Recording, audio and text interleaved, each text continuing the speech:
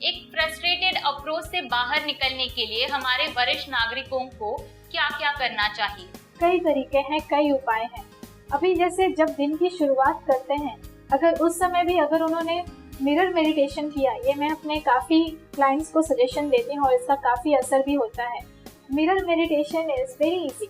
उसके लिए आपको ज़्यादा वक्त देने की ज़रूरत नहीं है। सुबह उठते ही जब आप ब्रश करने जाते हो, आंखों में आंखें डाल के अगर आपने अपने लिए सिर्फ 3 वाक्य भी बोल दिए, मैं सुंदर हूँ या फिर मैं हैंडसम हूँ, इन दोनों में से कोई एक, मैं पावरफुल हूँ, मैं स्ट्रांग हूँ और मैं लवेबल हूँ, मतलब मुझे दुनिया पसंद करती है और जो दुनिया के लोग हैं वो भी मुझे पसंद करते हैं। मेरी जब इतनी सी सोच होती है मेरे खुद के लिए, आंखों में आंखें डाल के अगर मैं खुद को रोज़ ये बोलूँगी तो उसका बहुत असर पड़ता है मेरे दिमाग पे और मेरी सोच पे। तो मेरी जो नकारात्मक सोच है वो अपने आप खिड़की से बाहर भाग जाएगी। दूसरा तरीका ये है, अगर मैं दिन में 2 बार सॉल्ट वाटर बाथ करूँ, उसके लिए मुझे सिर्फ सॉल्ट लेना है। सॉल्ट क्या काम करता है? सॉल्ट का जो प्रॉपर्टी है वो होता है क्लेंजिंग का। हमारे किडनी में पोटाशियम और सोडियम है जिसकी वजह से हमारे बॉडी का वेस्ट क्लीन हो जाता है। तो अगर मैं वो सॉल्ट अपने फिजिकल बॉडी पे नेक एंड बिलो पे रगड़ूं नहाने के बाद और फिर पानी से मुझे अपने बॉडी को फिर से रिलीज कर लेना है। वैसा करने से क्या होता है, हमारे ऊपर जितने भी नकारात्मक सोच का जो भी असर होता है, अब जैसे फॉर एग्जाम्पल सिर में दर्द होना, ये किससे पहले शुरू होता है? पहले मानसिक तौर पे और फिर हमें फिजिकली यहाँ पे अफेक्ट करता है। अगर मैं मानसिक तौर पे बहुत ज़्यादा स्ट्रेस्ड हूँ और मैंने फिजिकली खुद को रिलैक्स करना शुरू कर दिया तो उसका असर काफ़ी कम हो जाएगा। तो सॉल्ट वाटर बाथ एक बहुत ही पावरफुल यूज़ है उसका, आप करो, उससे आपको हमेशा फ्रेश फील होगा। रात को सोने के पहले भी नहाना ज़रूरी है। फर्क नहीं पड़ता कि आप कौन से मौसम में हो, अगर आप फ्रेश सोएंगे तो ही आप फ्रेश उठेंगे। बिल्कुल, ये एक चीज़ हो गई। तीसरी बात, मुझे 5 बजे के बाद टी और कॉफ़ी का इंटेक कम करना चाहिए। अगर मैंने निकोटीन और कैफीन की मात्रा बढ़ा दी अपने डाइट में 5 बजे के बाद, उससे क्या होते हैं, मेरे नर्व सेल्स काफ़ी एक्साइटेड हो जाते हैं। उन्हें समझ में नहीं आता कि ये दिन का वक्त है या सोने का समय हो रहा है। उसकी वजह से मेरी नींद उड़ जाती है। तो 4-5 बजे के बाद हमें कैफीन और टी इंटेक कम करना चाहिए। चौथा तरीका ये है, रात को हमेशा सोने के पहले मुझे एक किताब पढ़नी चाहिए, लेकिन किंडल पे या फिर लैपटॉप पे नहीं, एक हार्ड कॉपी। किताब पढ़ने के बाद जब मैं सोऊंगी तो मेरे पास वोकैबुलरी का प्रोसेसिंग मेरे दिमाग में सोने के टाइम पे होगा। कई बार ऐसा होता है, चाहे वो वरिष्ठ नागरिक हो या कोई भी, हम बात करते समय शब्दों को भूल जाते हैं। अगर मैं रोज़ ये एक अपनी आदत बना लूँ कि मुझे किताब पढ़ने के बाद सोना है, मुझे कभी भी इस प्रॉब्लम से मुझे गुजरना ही नहीं पड़ेगा कि मैं कुछ कहना चाहती हूँ और मुझे वर्ड्स दिमाग में नहीं आ रहे, शब्द याद नहीं आ रहे। वरिष्ठ नागरिकों को अपने दोस्तों, रिश्तेदारों या आसपास रहने वाले लोगों से पारस्परिक संबंध बनाए रखने के लिए किस तरह के प्रयास करने चाहिए? बहुत बुरा असर हो जाता है हमारी मानसिकता पे अगर मेरे घर के बड़े बुजुर्ग मेरे से खुश नहीं हैं या फिर वो नेगेटिव माइंडसेट वाले या नकारात्मक सोच वाले हैं। उससे क्या होता है, मेरी एनर्जी भी चली जाती है और मैं उनके साथ जो एक संबंध इस्टेब्लिश करना चाहती हूँ या बनाना बरकरार रखना चाहती हूँ, उस पर उसका बहुत बड़ा असर पड़ता है। और सबसे पहले घर में फिर दुख का वातावरण रहता है, फ्रस्ट्रेशन का वातावरण रहता है। कई बार मैंने ऐसा सुना है, यंगस्टर्स बाहर बैठ के ऑफिस का काम इसलिए करना पसंद करते हैं क्योंकि घर का माहौल सही नहीं है और वो घर पे आना भी पसंद नहीं करते। वो खास करके देर घर पे लौटते हैं ताकि उनको सिर्फ खाना और सोना पड़े, किसी से बात करने की भी जरूरत ना पड़े। तो आप समझ सकते हैं कि एक वरिष्ठ नागरिक का सकारात्मक सोच रखना कितना जरूरी है। अब ऐसे सिचुएशन में हम घर छोड़ के हमेशा तो भाग नहीं सकते, हमें घर में तो रहना ही पड़ेगा। तो सबसे पहले मुझे इस बात का ख्याल रखना है कि मैं उनके साथ नकारात्मक बातों को ज़्यादा तवज्जो ना दूं। दूसरी चीज़, जब भी वो मेरे पास आए किसी भी नकारात्मक सोच को लेकर के कुछ भी टॉन्ट करें, कमेंट करें या फिर मेरे पे चीखें चिल्लाएं, मेरे लिए उस वक्त शांत रहना बहुत ज़रूरी है। वो इसलिए क्योंकि सामने वाले तो जैसे रिएक्ट कर रहे हैं ये उनका वीक पॉइंट है। अगर मैंने अपने वीक बटन्स पहले ही दे दिए तो फिर वो भी उसको बार बार प्रेस करके मुझे ट्रिगर कर सकते हैं।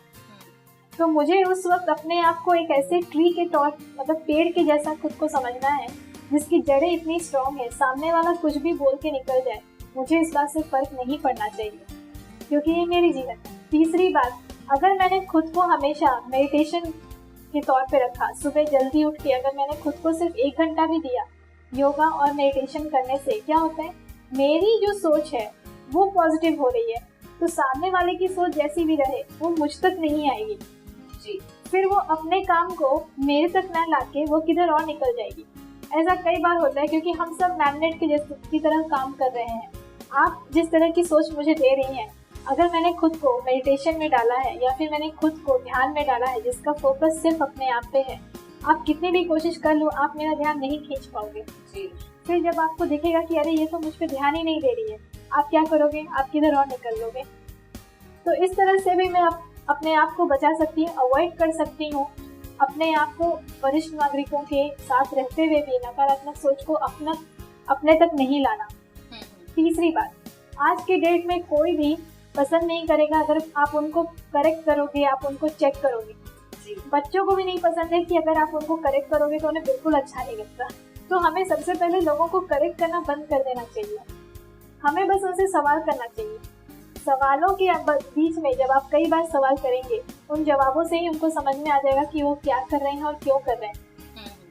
अभी ऐसा कई बार होता है, मैं अगर मेरी बेटी को बोलूँ कि तुम्हें टीवी नहीं देखना है, उसे अच्छा नहीं लगेगा, लेकिन अगर मैं उसको ये बात पूछूं कि वो टीवी क्यों देखना चाहती है, टीवी पे क्या आ रहा है, जो आ रहा है वो मुझे बताए, क्या वो समझ रही है, वो इतनी परेशान हो जाएगी, बोले टीवी रहने दो, मैं अपना कुछ और खेलने का काम करती हूँ।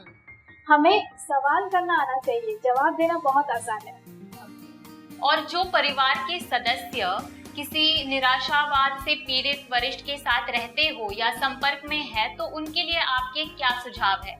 उनके जीवन में क्या चल रहा है उस पे ध्यान ना देके अगर मैं सिर्फ अपने काम पे ध्यान दूंगी तो लोगों के जीवन में क्या चल रहा है उससे मुझे कुछ फर्क नहीं पड़ेगा।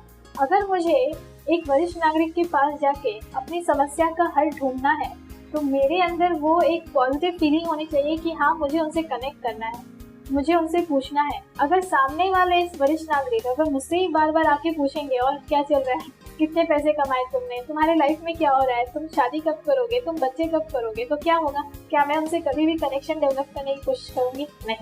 तो ये एक बहुत जरूरी है कि हम अपने बाउंड्री लाइन में हमेशा रहें। हमें ये समझ में आना चाहिए कि हर कोई अपनी जिंदगी जी रहा है, अगर उनके पास कुछ होगा बताने लायक तो वो मेरे पास जरूर आएंगे जी।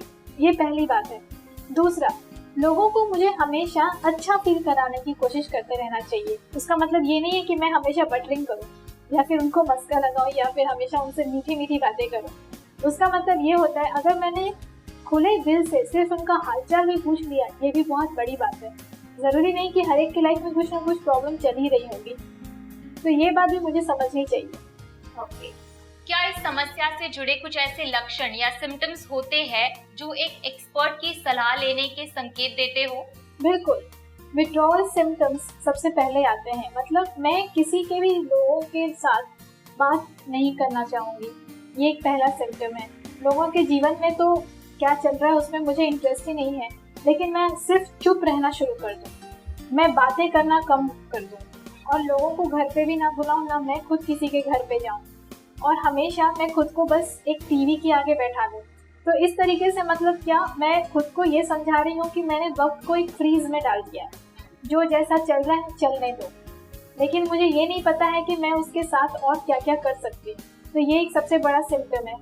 दूसरा सिम्टम ये हो सकता है कि मैंने अपने आप को लोगों के सामने खुद को ये दिखाना शुरू कर दिया कि मैं कितनी कमज़ोर हूँ, मैं कितनी मैंने मानसिक तौर पे खुद को कितना झेला है, मेरी लाइफ कितनी कठिन है, और मैं बात बात पे रोना शुरू कर दूँ। अगर मैं अपने आसपास के लोगों को खुश भी देखूँ, अगर मेरे बेटे, बहू, बेटी या फिर दामाद, बच्चे अगर खुश हैं, वो बाहर जाना चाहते हैं, घूमना फिरना चाहते हैं, उस पर भी मुझे प्रॉब्लम हो जाए, उस पर भी मुझे पाबंदी लगाने का मन करे या फिर कमेंट करने का मन करे, ये भी एक बहुत बड़ा एग्जाम्पल है कि मुझे एक्सपर्ट की कंसल्टेशन की ज़रूरत है। क्योंकि अगर लोग खुश हो रहे हैं और मैं अगर उनकी खुशी में खुश नहीं हूँ, मतलब प्रॉब्लम मुझ में है। तीसरा, अगर मैं बात बात पे पैसे को एक मुद्दा बना लूँ कि पैसे की वजह से तुमने पैसे को खर्च करना बहुत ज़्यादा शुरू कर दिया, तुम्हें पैसे का महत्व पता नहीं है, मैंने अपने जीवन में इतना कठिन काम किया है तब जाके मुझे इतना पैसा मिला है, इस तरह की अगर सोच मेरी बन रही है, पैसे को लेके मैंने अपने रिश्तों में कड़वाहट लानी शुरू कर दी, उसका मतलब मुझे अब एक्सपर्ट के कंसल्टेशन की जरूरत है। बिल्कुल।